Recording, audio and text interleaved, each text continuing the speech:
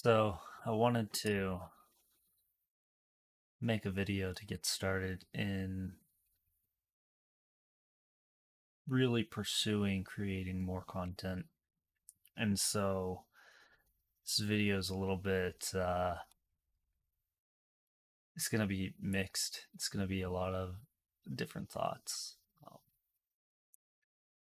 and just kind of exploring a little bit of where I'm trying to go now and where the last 15 years have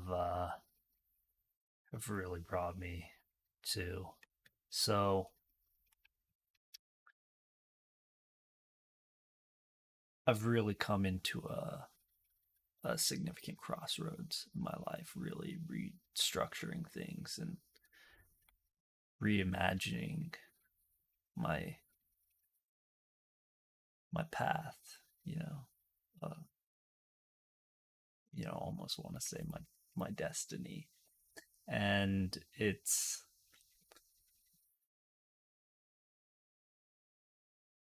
is really trying to pursue a lot of passions again, and so one of the big things is wanting to really get into content creation, um, and really come into building my own brand beyond anything that I've really put effort into before. I mean, on my personal brand YouTube channel, there's not very much of anything, because over the years, especially over the last probably 7 or more years now, I have been in this limbo almost, wanting to reimagine my YouTube channel, wanting to really switch the focus into something more concise and have a strong direction that I could be successful in pursuing. Not necessarily even success in getting people to watch it, but success in myself feeling more comfortable to pursue producing videos. And so it's, I think, one of the constraints that's held me back from really succeeding in that has been my the name of my personal brand itself. You know, it's I think it's really difficult to reimagine what a brand is when the name or like the core of the identities remains the same. If that makes sense. One of the so the name of my channel, Kyoshin, it's very dear to me. It's been part of me for such a long time. And since I think 2010, um, and the origins of it goes back to when I first really started to get into the internet and YouTube and video gaming. I was playing RuneScape, and my original RuneScape account was named Kinomi, which is a Japanese name. And from that name inspired the name Kyoshin, which has elements of Japanese names, but was my own creation. Um, as far as I've ever seen, I had done a lot of research even over the years after that to see if anyone, if that was a name anywhere. Um, and so, for me, I always wanted to have a name that was just mine and was a name and didn't have a bunch of numbers in it. And so Kyoshin was born, and you know, cheesy to say, but it's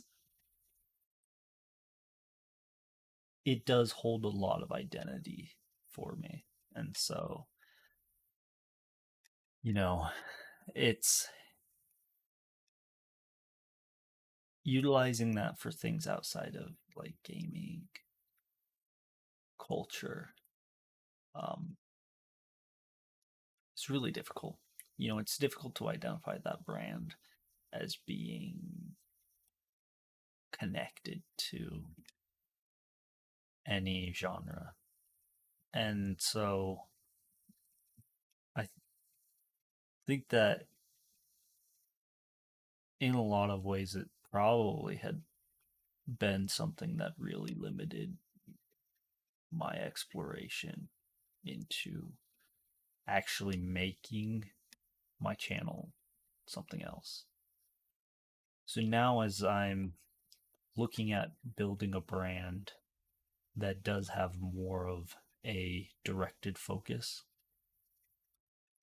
it has given me the question of whether I should just rebrand my existing channel to the new brand.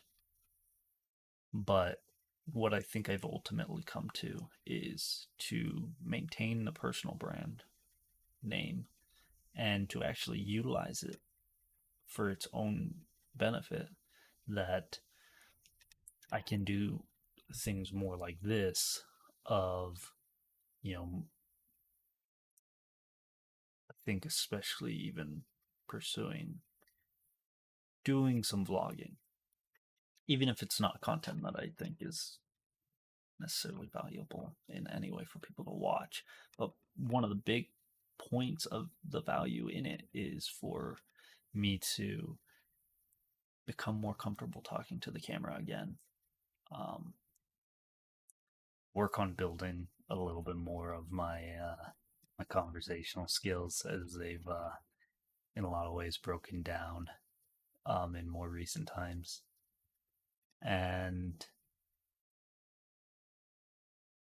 you know also work on developing my video production skills more, editing and everything, you know, and perhaps also scripting a little bit as well, because that's something that I've never really been experienced in.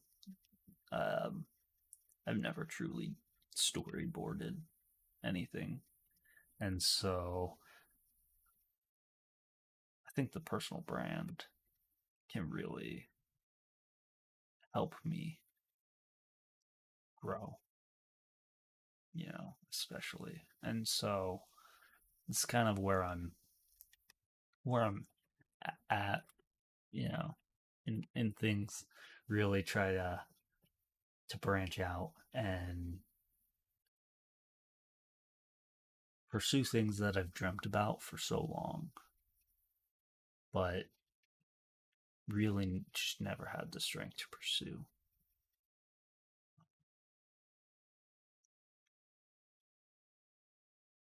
I think,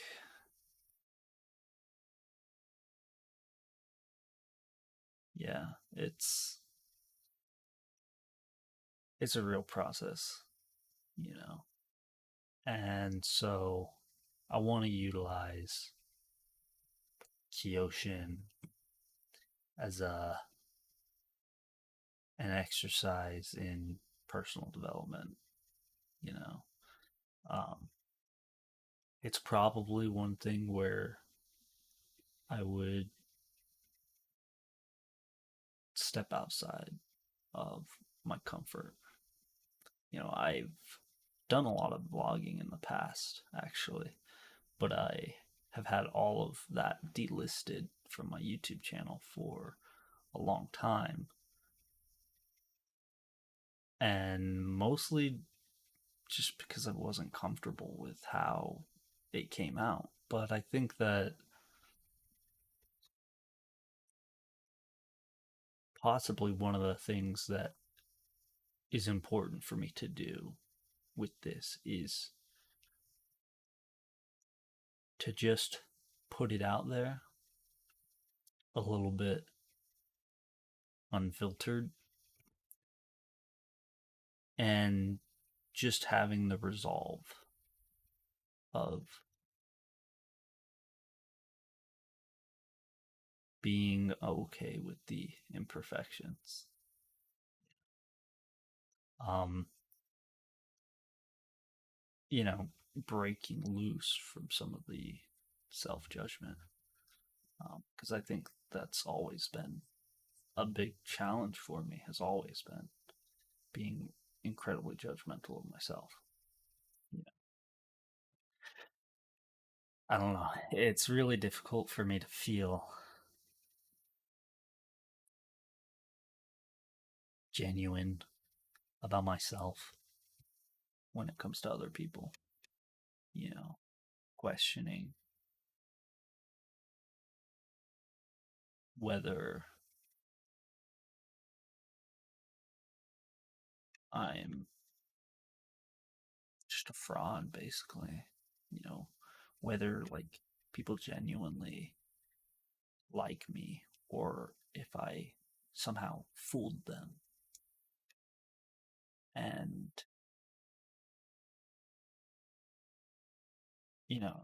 it's painful to feel that way. Um, yeah. I don't know. I'm in challenging times, certainty, but I'm trying to find a path. So it's interesting.